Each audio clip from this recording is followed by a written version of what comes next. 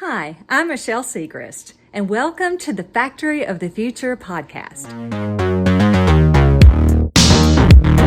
This podcast is inspired by my 3-volume book series on the evolution of modern manufacturing. Each episode features engaging conversations with game-changing experts discussing the processes and innovations that are changing the landscape of modern manufacturing. Thank you so much for listening. Please do me a favor and leave me a 5-star rating on iTunes and take just a couple of seconds to leave a review. And then go ahead and hit that subscribe button right now so you don't miss a single episode.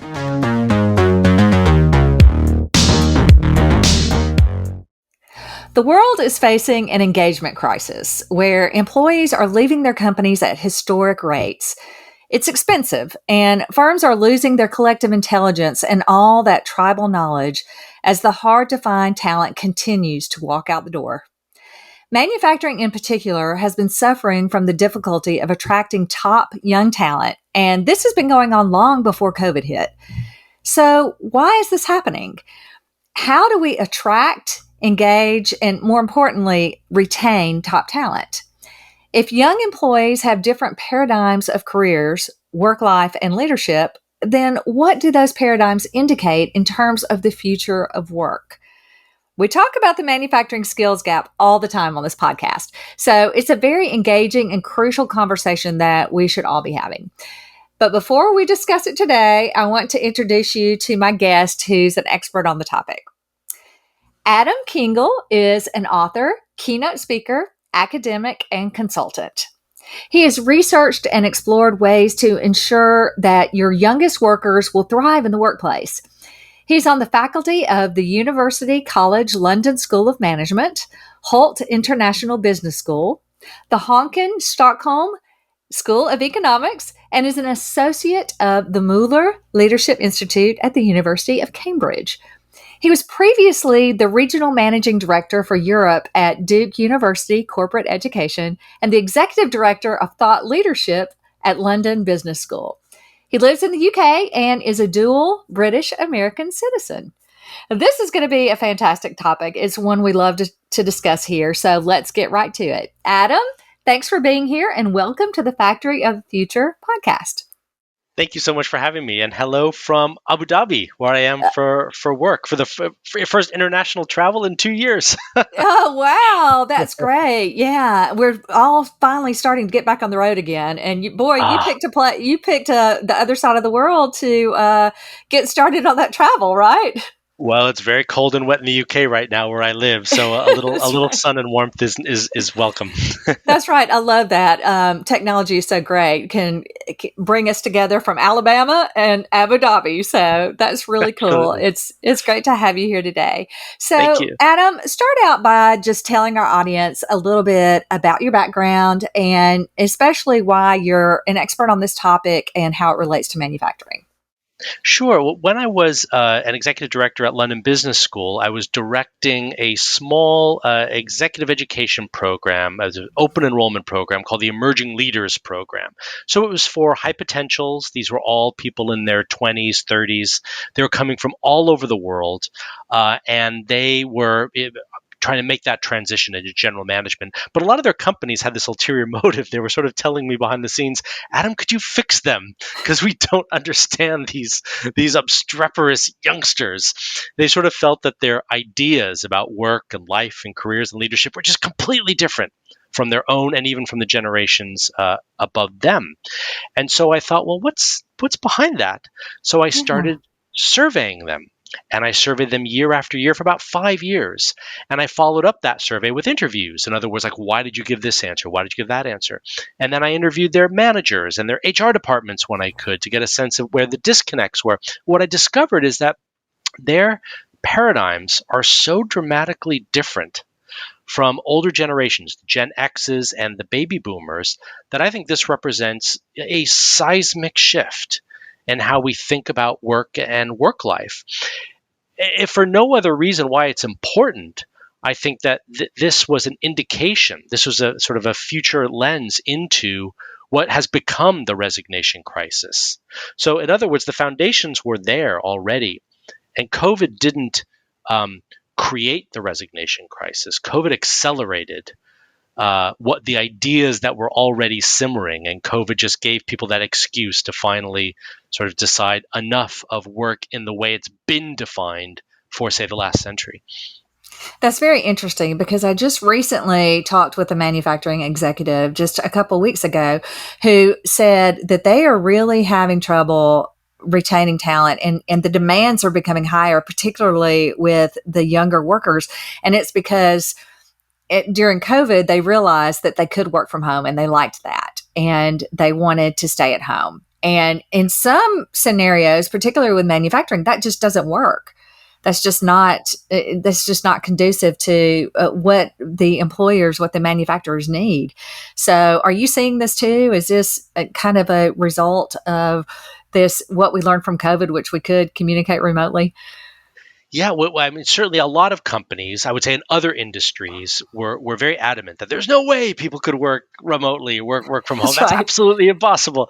And of course, then COVID happened. Everyone worked from home, and they realized, oh, okay, actually, it probably is doable. Sort of both bosses and their charges alike. And so, but however, I understand and fully acknowledge that yes, with manufacturing and many or functions within manufacturing, that's incredibly difficult, if not impossible. So, That's while I right. certainly think that COVID taught us that more people in the population of the world can work from home, it doesn't work in every function, and it certainly doesn't work in every industry. But maybe, just maybe, there's a balance to be had. It depends on function, of course, Mm-hmm. but perhaps there's some middle ground that will work for some of our people. Because I have to say, one of the questions that I asked, perhaps the key question that I asked in my surveys of these millennials or Gen Y, and I'm using that phrase interchangeably, by the way, Gen Mm-hmm. Y or millennials, I said, Okay. what do you want from an employer? Yeah. What really is going to hold you, keep you, help you to join a company? The number one reason was work-life balance. And yes, we could, I guess, superficially interpret that as, okay, well, they want to work from home, and I Right. suppose that is part of it. I don't think that's all of it. I think it has to do with other issues as well. When they say work-life balance, it's quite a broad phrase. I can get into what some of that is. I think it's quite significant. But I wonder then if companies can figure out how to sort of, if not. If people can't work from home because of obvious necessities, particularly in manufacturing, can we at least make sure that the quality of their work life is better, that Right. allows them to feel that they have balance in terms of when they go home? Because the other issue is simply the technology allows us to work anywhere, all the time. So yes, I suppose even if we mandate that people come in to the factory or the office, Monday to Friday, 9 to 5, because we have these horrible devices, uh, the mobile phone and whatnot, and email. We're kind of always working, That's aren't right. we? Unless we Yeah. culturally do some things to allow people to switch off. Do you think that it's just this younger group of workers, or is it more prevalent with them, or is it a larger chunk of the population that we're talking about? Well, it's more prevalent with Gen Y. I think I'm in Gen X, and I think certainly, when I joined the workforce, it was sort of a given. You were going to pay your dues, you're That's going to right. work damn hard, That's and right. you couldn't Start at the possibly bottom. change it. Yeah, exactly. Yeah. Start at the bottom, work your way up, prove yourself, and there's no way you would change employers. After 2, 3 years, you'd at least be there for 5, 6, 10 years. Otherwise, That's it would right. be a spot on your resume which shall never be erased, and no one will ever interview you again. But Why of did course, you we leave can't. this company so early? Yeah, Why yeah, didn't you that's stick right. around another 10 years? Yeah. What Exactly. happened? Yeah.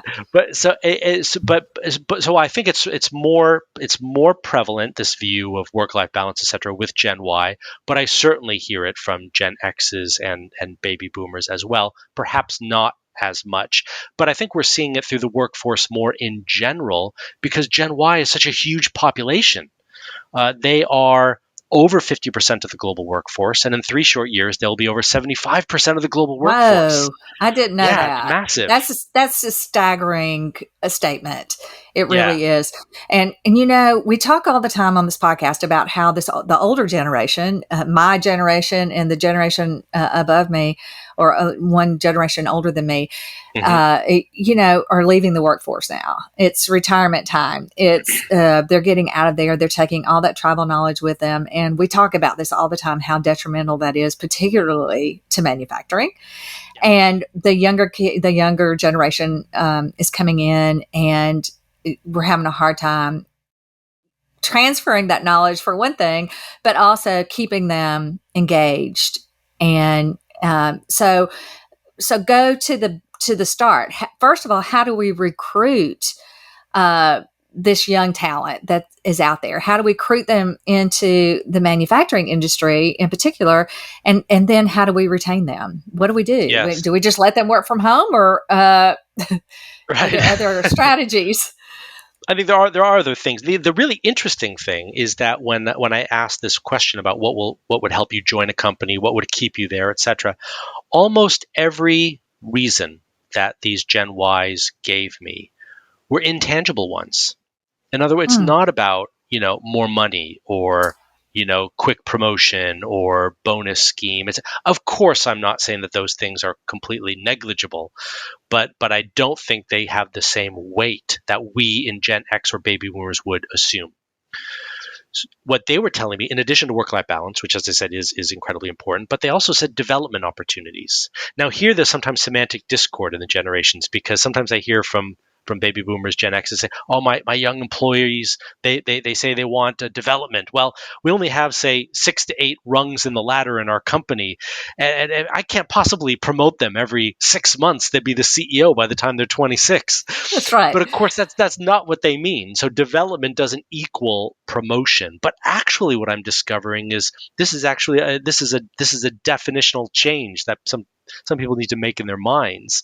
They get very emotional about this, right? Because it's like, well, I paid my dues. You don't want to pay your dues. You want to be, yeah, as I say, you want to be in the C-suite in your 20s. Well, there are all kinds of things that you can do. And I did follow up with this question. I said, well, what do you mean when you say development? What would you consider to be valuable development? And they were all things that were relatively inexpensive or even free, like shadowing, working with more senior colleagues or doing a more senior project, an international secondment, a job rotation, working with more important, clients or customers, having a say, or at least being in the room when interesting conversations are happening, things like Right. that, which you would argue many of which should kind of be happening more anyway in a lot of our Mm-hmm. organizations. We probably don't pull this lever enough, particularly since it's really just expanding our view of who should be doing these activities in situ, right? Part of the day-to-day job, but just remembering that if we explicitly call it a development opportunity, then it's valued more. So the interesting thing is, I could tell Right. a direct report, I'm going to give you, you're going to do a job rotation for the next 3 months, and they'll go, oh, okay, well, whatever. But what if I say, I think these are your strengths and weaknesses. I think you need to develop in this way. I'm really confident in your career progression. It would accelerate, your development if we did this now. So I'm doing this job rotation for you specifically as a development initiative, not because the company told me, not because just, it's a tick the box exercise, and I want you to work on these things while you're in that job rotation. Now all of a sudden it's a totally different reason for them about why they're doing it, because it demonstrates value to them, demonstrates you are valued, and that's why we're giving this to you, rather than, well, HR told me to. Right. It's in the employee Exactly. Yeah. handbook. Yeah, Uh, it's really interesting because when I think about when I entered the workforce 30 years ago, or a little bit more than 30 years ago, I was begging for a job. I mean, would take just about any job that was available. There weren't the same kind of opportunities that there are now. Now it seems like the employers are begging the youngsters coming out of college or yes. coming out of training school or whatever, they're begging them to come work for me. It's such a different dynamic than what I remember. Am I Oh, reading yes. that correctly? Yeah, no, you're absolutely right. And going back to this great resignation, people are leaving their jobs at frightening volume and with frightening rapidity, but there are more vacancies than there are people willing to fill them. So yes, it's a Yeah. totally different dynamic. Last year in 2021, I believe in July, The US had it was an all-time high, I believe, in terms of vacancies in the country. The UK, same thing. I think if it wasn't July, it was the month before or the month after. Mm-hmm. There was a recent research paper that was done by Microsoft that indicated that today in 2022, as we speak, 45%, I believe they said, of the global workforce are considering resigning this year. But Wired magazine doubled down on that. I said, no, actually, that's conservative. Their own study indicated it was 55%. So yes, there are. It's harder to keep people. There are more vacancies around than ever, and so organizations have to really be competitive in terms of how they attract people. Yes, it's completely different from, I think, how you or I the environment that we encountered when we entered the workforce. Yeah, it's so interesting. And, I'm not really surprised to hear that work-life balance was important from your study and from your survey. Is there anything that would really surprise us that you learned? Well, I think one important thing, just to come back to this point of work-life balance, here again, there was semantic discord between the generations. What I found was Gen Y, when they said work-life balance, they were talking more about where. In other words, the Okay. Yeah. technology allows me to work kind of wherever, so can you just give me a little bit of that flexibility? But Gen X's and baby boomers, and yes, I'm generalizing, okay? Whenever we talk about generations, we generalize. I Of appreciate that. course. Of But course. Gen X's and baby boomers were hearing that was a when statement when you said work-life balance. In other words, you say you want to work fewer hours, but I paid my dues when I was your age. You don't want to pay your dues. You're a lazy bastard, right? And they get all resentful, and that Right. contributes to this huge misdefinition that Gen Y's millennials are lazy. This is a big part of it, but isn't it interesting Hmm. that actually what I discovered is we're kind of talking across purposes when we have a work-life balance conversation. So what I encourage people to do is, as soon as someone approaches you or you approach them, and you use the evil phrase, work-life balance, before you go any further, say, here's my working definition of work-life balance. This is what I mean when I'm talking about this. Just see if you're on the same page before you Right. get into a deeper conversation. But are you saying that maybe meeting, I guess we call them demands, meeting the demands of this younger Mm, generation who is coming in and their employers are fighting for that talent to have them, and right. instead of the young workers fighting for the job, the employers are fighting for them, and so they have some leverage. But I've also seen and talked to some executives in manufacturing who say that this has a ripple effect. So the guys that have been there paying their dues for the past couple of decades are seeing that the newer workers are getting some perks, Yeah. whether it be sitting in on the important conversations or having more vacation days or working from home part of the time or all of the time. Whatever it may be, they're saying, well, wait a minute, if you want to keep me, I want that too. And this is putting some of the employers in a situation where not only are they having to meet the demands of the talent coming in, but the talent they already have in order to Yeah. retain them. Are you seeing Yeah. this? Yes, yeah, absolutely. I am. I thought where you were going with that is maybe older employees saying, well, they're getting that, you shouldn't give that to them. And so companies sort of revising that. But of course, that just I makes mean, the that may be situation worse. happening too. Yeah, that may Yeah, be yeah, happening too. But the conversation the specific yeah, conversation that I had was the other way. It was like, hey, you're paying them more. I want to be paid more. They're yeah, getting more yeah. time off. I want more time off. They're I working want from that home too. some. I want that too. And if you want to keep me too, I should be valuable Yeah, too. I should be as valuable as the new guy. right. And I can see It's a that. valid Yeah. argument. Sure. It has Absolutely. a Yeah. lot of validity. But it actually it's even more of an acute problem because the circumstances that you've just described, psychologists call it relative deprivation. In other words, some of these people were perfectly fine until they Right. saw someone else getting something that they Sure. don't have. Then they feel deprived. That's human Eh, nature, right? yes, yeah, that's That, right. that's just human Uh, nature. You want what somebody else has, and you forget that you were perfectly content and happy with your job before. That you that's right. see something else happening, and you think, maybe I want that too. That's so But true. It's so I, true. but I think what I'm hearing in the manufacturing industry is that this is really becoming a problem because Yeah. they need the workers, and in a lot of cases, they need them to be out of the home. They need them to be either on the manufacturing floor, or they need to be them out seeing customers and repairing equipment, maintaining equipment, that sort of thing. There's some things you just can't do from home. And so this is becoming quite a problem in manufacturing. Yeah. Well, and as I say, certainly I think there's a balance to be had and a conversation to be had about how that works and how that's supposed to work. I think the other thing is trying to create, a culture where you have everyone lifting one another up. Right. In other words, Right. oh, that's great that person is having these things. Yes, I would wish those things to be true for me as well. How can I help you, my employer, my company, to make this sort of a universal benefit for all of us, versus Right. coming at it from a place of resentment? But that starts with the organization creating a culture. If we all trust one another, that we're all coming from a positive place, then we can have the proper dialogue, because we know that we all have one another's concerns at heart. And then Right. we can probably come to an agreement that, yes, will involve compromise. But the other interesting thing that psychological studies have told us is, as long as you involve people in the conversation, even if you don't give them everything they want, they're more likely to agree with the ultimate outcome because they were able to contribute to it. They were heard. Right. Right. Right. You Um, talk about culture. I always think of the great Peter Drucker quote that culture eats strategy for breakfast. And people talk all the time about how important culture is to just the success of a company.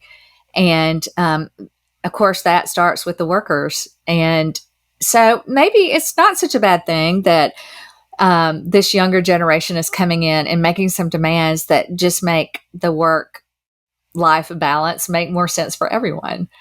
yeah. Yeah. Well, yeah, absolutely right. Yes, what we're probably suggesting is you can't do this half-heartedly.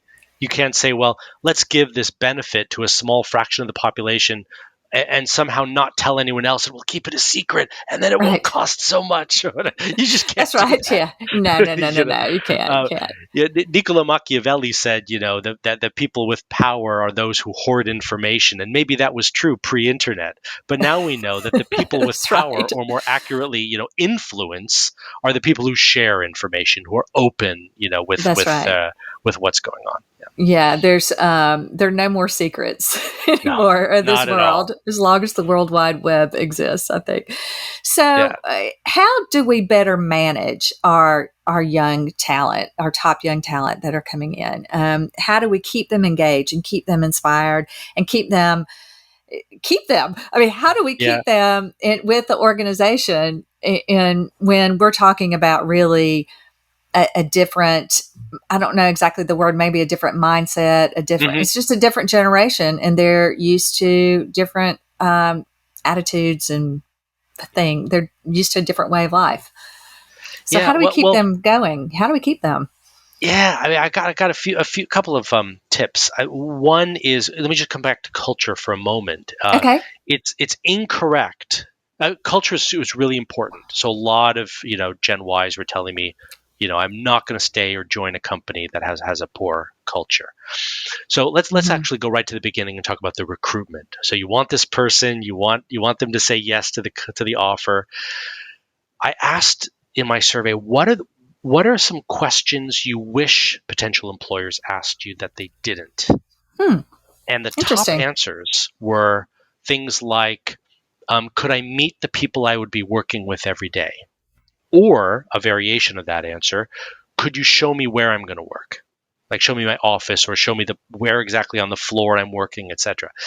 What both of those questions indicate is they want to know about the microculture. Microculture meaning just those people that they interact with on a daily basis. But Right. that's more significant than the phrase microculture suggests, because what that means is culture is actually experienced today, and in a much more personal level. Like, let's say I work for a 100,000 person company. For me, that's not the culture of the company. Is not 100,000 people. It's the dozen people that I work with every day. Sure. So it's contingent on that manager or managers of those 12 people to create the climate, the culture, that where people feel valued, respected, heard, etc. But so a lot of employers, I find, go about this the wrong way. They create an employer value proposition with an 80-page report and this sort of cascaded top-down plan, which sort of feels like a poorly executed military campaign from a third world dictatorship. Oh no. Instead of just some simple agreements about what are the little behaviors that we want every manager to make sure is happening in their team, so that culture percolates bottom up rather than mandated top down. And then we know that every person in every team in every corner of the company is experiencing the environment that we know, would be more attractive to them. So I think that's one. The second thing is, of course, do those things in those recruitment interviews, right? Say, yes, let's introduce you to the team. Let's show you your workplace, etc. Of course. But, I'd also say a really important point that potential employees are saying is, well, if I'm going to join this company, help me create the path. In other words, I'm not just coming here to pay my dues. Show me how my career is going to develop by being here. And that has less, as again, it's not just about promotion. It's about saying, how do we make you, a happier, more fulfilled, more developed person? And have that conversation early on. Sometimes, unfortunately, people have a really meaningful conversation about how this organization is fundamentally developing them quite late in the game. Like it might be year 2, year 3, year 4, or even only once they're a manager. Then they have that conversation. But that isn't good enough anymore. But of course, it's partly employers' fault, because Gen Y grew up at a period where, like in the Great Recession, 2007-8, they saw their parents lose their jobs, their older siblings lose their jobs. Mm-hmm. What that told us is, well, you can't really rely on an employer. So whenever I join a company, the quid pro quo is that they make me more employable, right? Rather than, well, I put in my hours and I get a salary. Studs Terkel, the great work philosopher, say work has to be more than a daily bread, a 9 to 5 sort of dying. Life has our work life has a right to contain meaning, and purpose, and be able to see how your company is actually hitching itself to your own ambitions and helping you get there. It's a wider conversation, of course, about purpose, but also strengths. That's another interesting shift that's happening in the workforce, is people are much more concerned about how they can capitalize on their strengths than simply how do they mitigate their weaknesses. So, I think when I joined the workforce, and I'm sure you probably experienced the same thing, is generally a development conversation with your boss is, these are the things you need to work on. Like, you're bad at these things. And so we're gonna create a plan in the next year to make you not bad at those things. Right. But what if you're really good at something? Why can't that development conversation be, you're really good at this. Let's create a plan in the next year so that by the end of the year, you are world class at that thing. I think that is going to make that person more employable in a year's time than, right, great job, we've taken some qualities of this person and made them, move them from poor to mediocre, versus now this person is world class at something. Mm-hmm. And you're recognizing that, you're celebrating them for that great strength that they have, and show them how they're helping the company and how they're making a difference in the company. Do you think strategies like that are helping companies to have good talent stick around? Yeah, they are. There was a really interesting study that was done by Professor Dan Cable at London Business School, and he did a study with Wipro, which is an Indian tech consulting company, and he worked with their call center employees.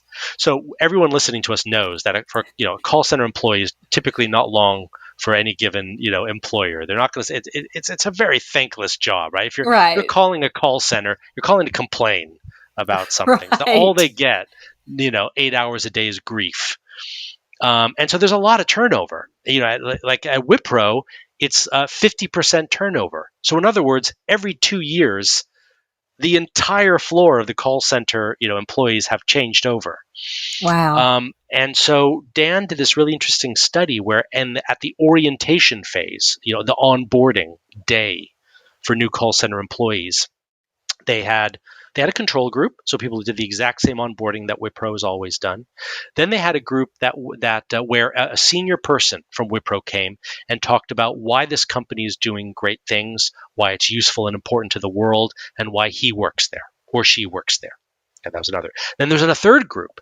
And this group, they asked each person who was being onboarded, the new employee, to say, write down what you think are your signature strengths and what makes you happy at work. And then just share that with the person next to you and talk about how you might be able to sort of craft your job in a way that you can be that more often or do that more often. And that's all. Now, in those latter two groups, that was like 45-minute exercise, tops, 30 to 45 minutes. That's it. And they did nothing else different. And then they entered the job just like anyone else and, did the job. What they discovered a year later is that for group two, who heard from the senior executive talking about why he or she loved the company, et cetera, retention in that group a year later was higher, more people stayed, and customer service satisfaction was slightly higher. For the third group, the people who shared their signature strengths, their retention was much higher, statistically significantly much higher, and customer satisfaction was much higher even than group two. Now, this activity was done within the confines of the onboarding day, so it didn't take extra time. It didn't cost the company anything, and yet attrition went down, customer satisfaction went up. Like from a 30 to 45-minute investment of simply changing the nature of the conversation, all just in the onboarding phase. Now, if that was statistically significant, imagine if companies try proactively and strategically and tactfully to help people realize their signature strengths, I don't know, every day, every week, every month. What would that do? Right. And how much of a return on investment would those companies see? Well, this seems to be a really high priority right now for all companies, really, not just manufacturers, but we're talking specifically about manufacturers. So in manufacturing, they're looking for people with specific skill sets, which, I mean, I guess all companies do, right? But in manufacturing, they're looking for machinists, and they're looking for welders. They're looking for these really highly specifically trained workers, but they're also looking for engineers and innovators and that sort of thing. So, okay, when we talk about how do we retain these employees, that's one thing. But how are companies even finding these people now? Yeah. There's so much competition for those skilled workers. How can companies find them? Is there any tools or strategies out there that can help manufacturers in particular find these people? Yeah, well, I guess I have a tactic answer, and then I have a counterintuitive tactic. Okay, let's hear them both. The easy tactic is, and I'm sure a lot of manufacturing companies are doing this, but I mean really investing in an apprentice scheme. So in other words, start getting people involved early, while they're still in study, even like high school. I think we need to build back training via the apprenticeship model for many of the roles that you've just described. And then you are explicitly also communicating how you're developing people, investing in their careers at the age when that probably really matters, particularly for people who have... Yeah. No, I didn't mean to interrupt you. Before you get to the second part of that, I just wanted to say about the apprenticeship program that this is a great model that works so well in Europe, all throughout Europe. Yeah. You see it in manufacturing in particular, in Germany and France and other heavy manufacturing parts of the world. And they use these apprenticeship programs with fantastic success. Like, we will train you, we will pay for your schooling, we will make sure that you are well trained and ready, but you have to agree to work for us.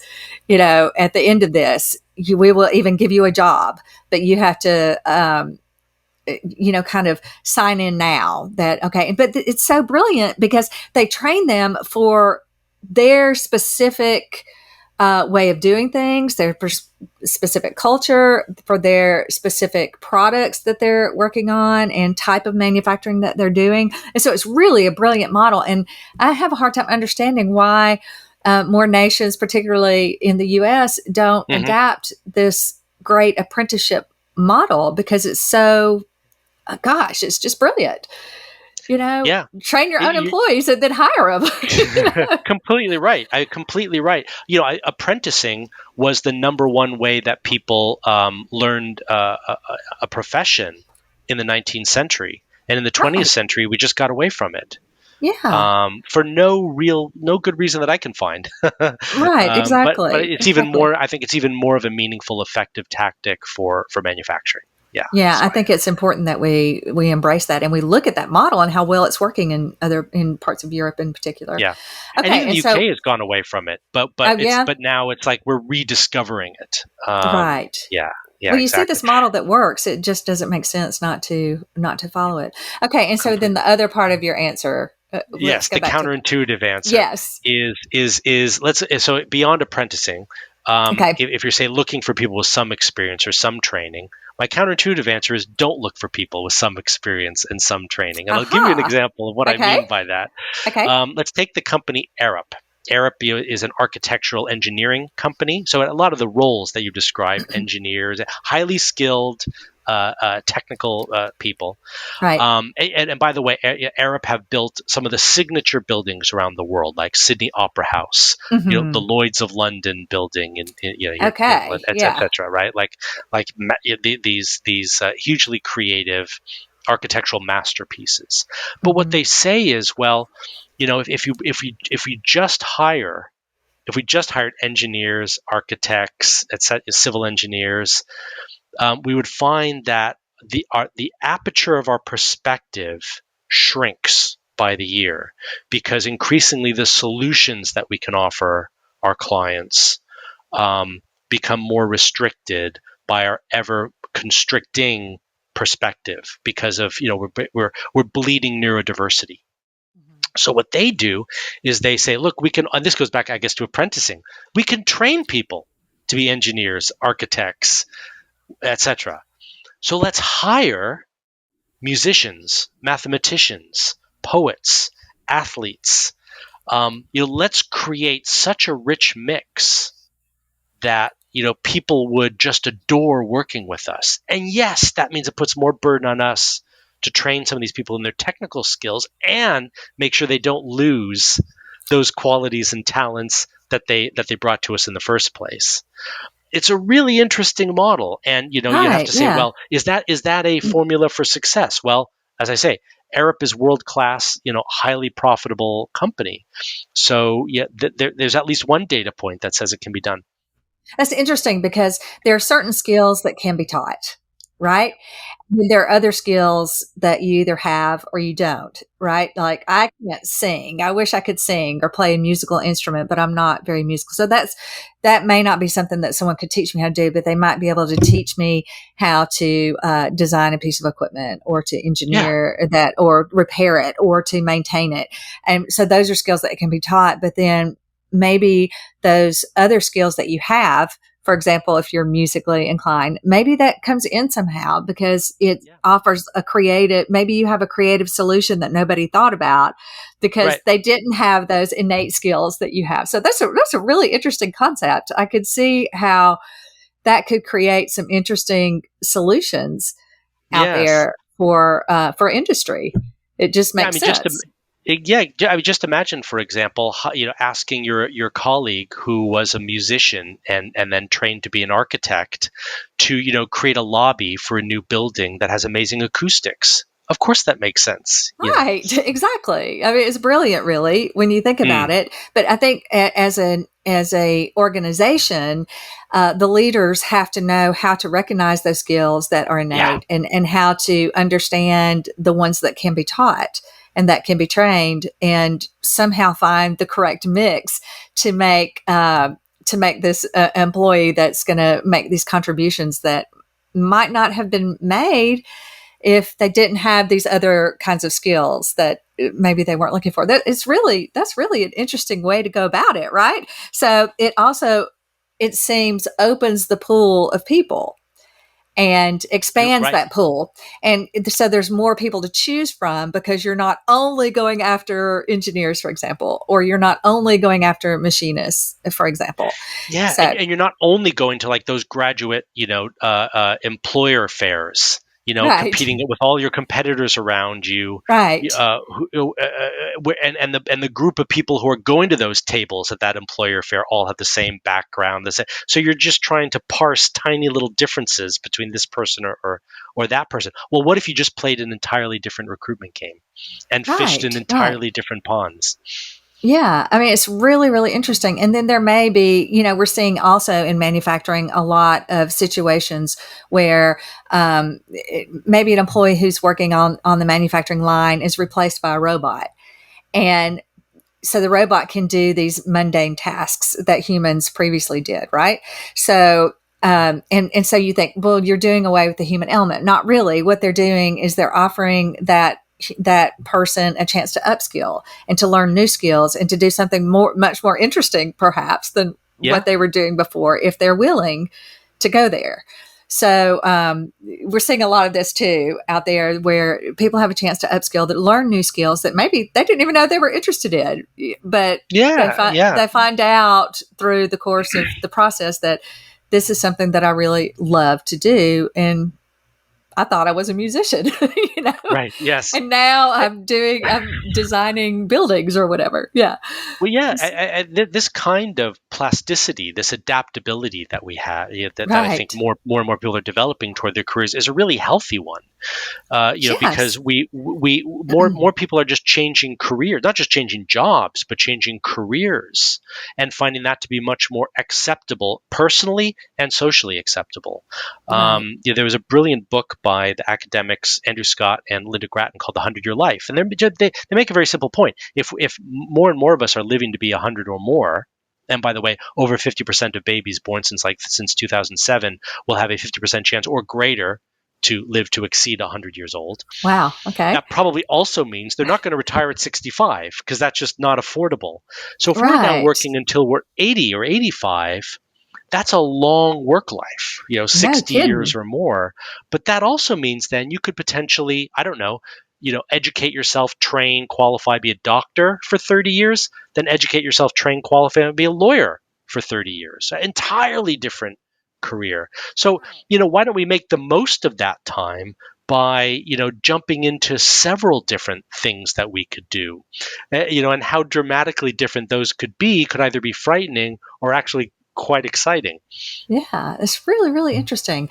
Boy, I could talk to you about this all day long because you're making me think about some things that had not occurred to me before. So it's really interesting. Um, let's talk about the future. The future, Mm. the podcast is Factory of the Future.